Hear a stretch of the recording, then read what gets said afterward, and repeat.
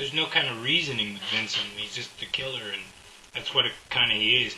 But I think, yeah, Javier Bardem. I guess it's between him and Daniel Day-Lewis for best actor, and I just, I love Paul Thomas Anderson, not in a gay way, but I love his work. But I'd love to see There Will Be Blood. But to finish this review, I mean, yeah, I love the movie. Everything about it's great. I think what everybody hates is the ending, or the lack thereof an ending, because this whole movie is a build-up between two men, Llewellyn Moss and Anton Chigurh, and you expect them to have a showdown, a movie showdown. And to give some spoilers, basically what they don't have that showdown. And I haven't read the book, but I was expecting it was going to be kind of like Sopranos, where maybe both of them were just about to do something, and then they would just cut to black. But in this movie, it doesn't do that. You see the last time you see Llewellyn Moss alive, he's looking at some woman, some random chick who invites him for some beer, and then he smiles and he's dead. And at that point, as a movie person, as a movie kind of, oh, he's not dead, I was thinking, he's not dead.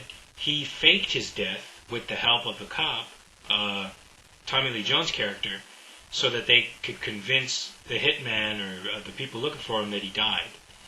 And then maybe, of course, Anton would be smarter, figure it out, and come after him, and there'd be a showdown. But there's times where you're like, I don't know, I mean, I guess an adaptation, I don't know, as a storyteller myself, I kind of think there were two moments in the movie that I thought, like when he finds out the transponder and he's waiting on Anton, I thought that he would use the transponder and hide it in another room, or use it to bait him and say, I'm going to put the transponder in a place that he thinks I'm going to be at, not be there, and then use it and kill him. And that didn't happen. It was just a really quick, visceral fight. And then at the end, where you see Llewellyn Moss just kind of dead, and a bunch of Mexicans just run off, and the cop just kind of comes in. And that's the end of his character. And then, like I said, you're thinking it's a staged death because of just the randomness of it. Now, to talk in another way, I think that's courageous to do that, because it was like, okay, well, that is what I said is the Hollywood thing to do, just so that you can have these two big, the bad guy and the good guy meet, and who wins, and I think that does make sense, because in life doesn't, I wish there was a better way that they could have portrayed the fact that, like, in life, it's not just the one bad guy looking for you. You stole from someone, and that someone isn't going to care that he hired a hitman to find the money. That anybody could have came in, just like the Woody Harrelson's assassin. Anybody could have came in, found you, got the money, and killed you. And I like that aspect of what that represents, is that the whole time you're thinking about, it's all Anton. It's all kill him and you get away with it.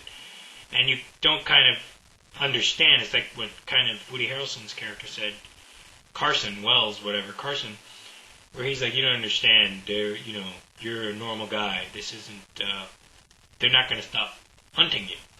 And I like that aspect of it. I wish the Coens had portrayed that level of, like, you're just thinking about Anton.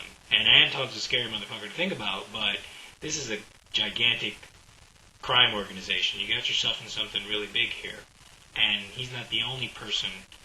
He's not the only gunslinger. It's kind of like in The Good, the Bad, and the Ugly, where it's like, you're just thinking about Angel Eyes, but there is the Man Without a Name and Tuco, and they want the money too.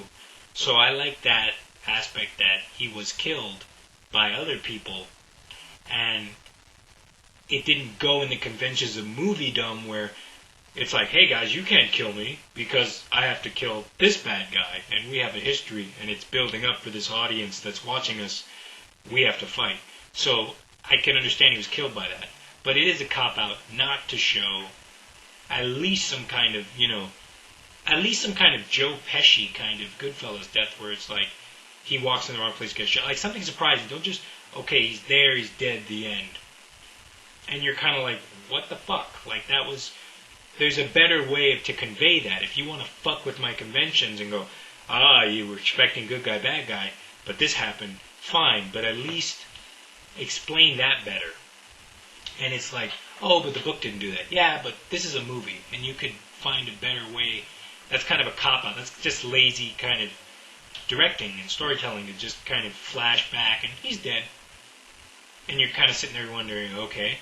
And then, of course, it leads to, basically Anton just goes for the wife and kills her, obviously, in a coin toss. And then you're left kind of like with a terrible kind of Tommy Lee Jones dream thing.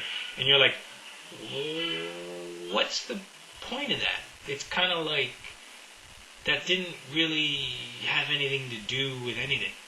And you're like, I get that. I mean, you want to kind of end it in a stupid way, but it just felt like, what's the point of that? It's kind of like the sadness you get is the fact that Tommy Lee Jones kind of knows he's not the interesting character of the movie. He's kind of just kind of there.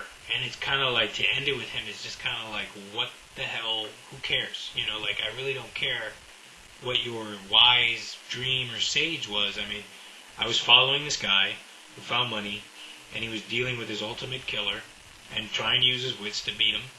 But you throw a curveball at me that someone else gets to him before, kills him, fine. What the hell now? You're kind of sitting there going, okay, what the hell? Do they call off Anton? Does that, oh well, whatever. He just killed the woman. So you're kind of sitting there like, I mean, that's something that could happen in real life, but the way that they portray it is just like, where's Tommy Lee Jones' character trying to help her? Or where's the money? Did he tell you about the money? Or did he? There's no kind of follow-up of like, alright, your husband's dead, goodbye. That's the end of that. It's kind of like, where's the follow-up? Where's the kind of investigation? It's weird. It seems weird to me.